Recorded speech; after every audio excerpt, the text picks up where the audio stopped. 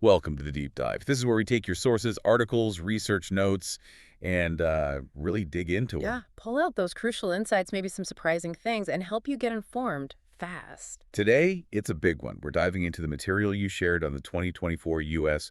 presidential election, what happened, the analysis, and even a very early look towards 2028. That's right, a lot to unpack. We've got the results, the why behind them according to the analysis, key issues the sources flagged. And those first whispers about who might be gearing up for next time. Exactly. So the mission is simple. Cut through the noise, focus on what the sources highlight as important, and give you that clear picture.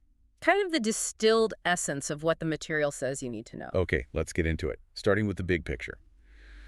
The 2024 results. What did the sources say? Well, the final Electoral College count, based on the material, was 312 votes for Donald Trump, 226 for Kamala Harris. Okay, 312 to 226.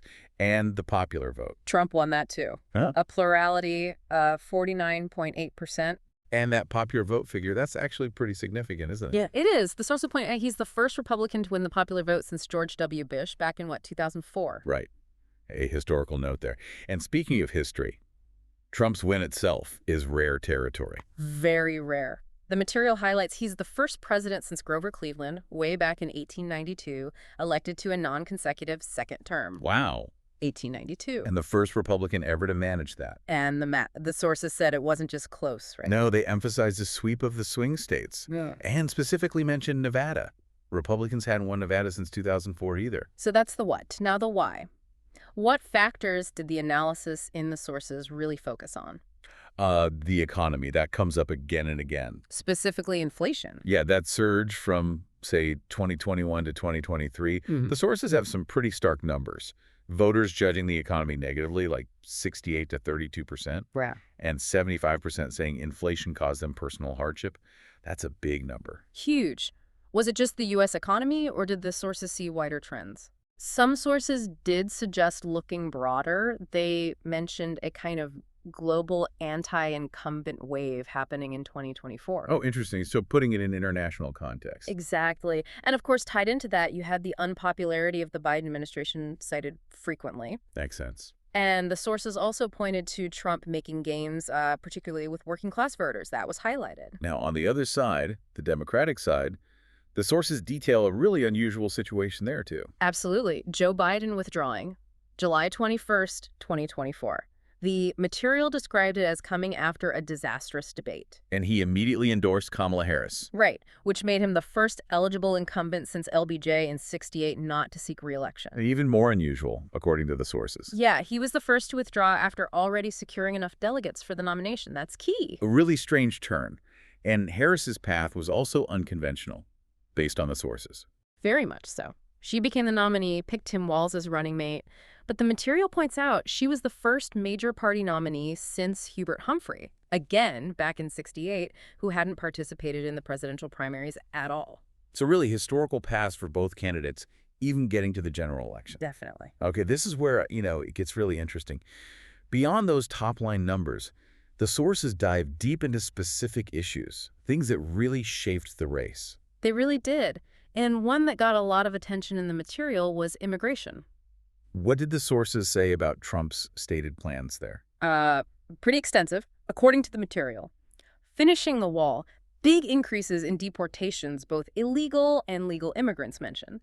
Using the military, expanding ICE detentions, building detention camps. And using things like the Alien Enemies Act. Yeah, potentially using those old wartime powers. That was mentioned. The sources also focused on the tone of the rhetoric, didn't they? Noting a shift. They did, describing it as harsher than his first term, reporting language characterized as fear-mongering, dehumanizing, words like animals, monsters, poisoning the blood. And those drew comparisons to historical rhetoric. Yes, the sources made that comparison to racial hygiene rhetoric. And just to be clear, we're reporting what the sources document regarding the language and the analysis of it, not endorsing it. Absolutely crucial distinction.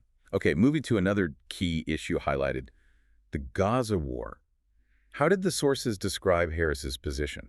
largely seen as continuing the Biden approach, but maybe tougher on Israel, more sympathetic towards Palestinians. That was the description. So the material mentioned her initial support for Israel's offensive. Right, after the 2023 attack, but then later criticizing Israel's actions, the humanitarian crisis, specifically opposing the Rafah invasion in March 2024. And calling for a ceasefire. An immediate ceasefire, yeah, and a two-state solution.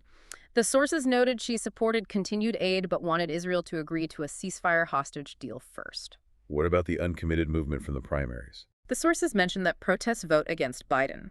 And they say Harris and her team reportedly engaged more with those Arab American and uncommitted leaders. Although the sources also noted she didn't halt weapons shipments. Correct. That point was made as well.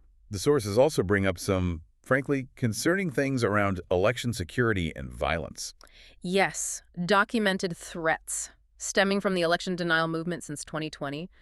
Thousands of threats reported against election workers, officials. Including things like fentanyl letters. Yeah, that was mentioned. Death threats, suspicious packages. The DOJ task force had charged, I think, 20 people by March 2024. And this had real consequences, right? Resignations affecting poll worker recruitment. That's what the material indicates, yes. And sources also cited actual documented violence towards voters. They did. Mentioning specific incidents, a machete incident outside a polling place in Jacksonville, an altercation in South Carolina over a hat, an assault in New York, also reportedly over political apparel. Difficult things to hear, but important to understand the context the sources are painting. Absolutely, is what the material documented about the election environment. Okay, let's pivot a bit to the analysis of the outcome itself, the aftermath. One thing that jumped out from the sources was the uniformity of the shift. Right. According to the material, all 50 states and D.C. shifted rightward compared to 2020. Every single one. That was quite something. And digging deeper, the sources say roughly 90% of counties swung towards Trump between 2020 and 2024. 90%, wow. Not just rural areas. No, the material noted shifts in urban areas, too. And it was the first election since, what, 1932, where the loser didn't flip a single county? That's the stat highlighted in the sources, yeah. And one analysis noted an interesting correlation. The swings against the Democratic candidate were inversely related to population density. Meaning the urban-rural divide narrowed slightly. That's what that specific analysis suggested, yes. A slight narrowing. Even in blue states, the material pointed to big swings. Significant gains for Trump, yeah. Sources called out New York, New Jersey swinging over 10 points towards him. Even gains reported in Harris's home state, California. What about the analysis around minority voters, Trump's inroads there? The sources discussed that. Some reports pointed to notable gains. But one analysis cautioned against calling it a multiracial coalition that was hardly created. Suggesting it might be more about economics. Yeah, that analysis tied it more to economic concerns, suggesting it wasn't necessarily a fundamental, permanent shift in party loyalty for those groups. Still significant, but maybe context dependent. Okay. And internally, within the Democratic Party, what did the post-election analysis look like according to the sources? Differing views reported. You had Bernie Sanders quoted criticizing the party for, in his view, abandoning working-class people, blaming big money. But not everyone agreed. No. Okay. Nancy Pelosi reportedly disagreed while respecting Sanders.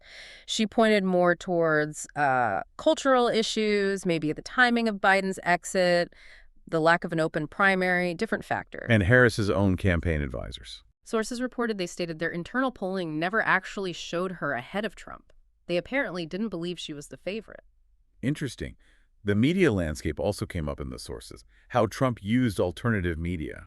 Yes, bypassing traditional journalists, embracing podcasts, online streamers, names like Joe Rogan and Din Ross, Theo Vaughn, the Nelk Boys were mentioned. Connecting directly with voters that way. That's what the analysis suggested. Less formal, maybe avoiding tougher scrutiny.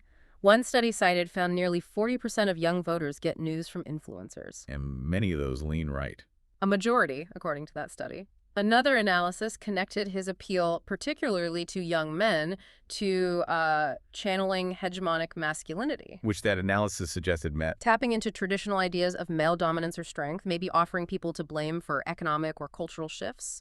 That was the interpretation offered in that specific analysis. Fascinating analytical point there. And finally, the immediate aftermath.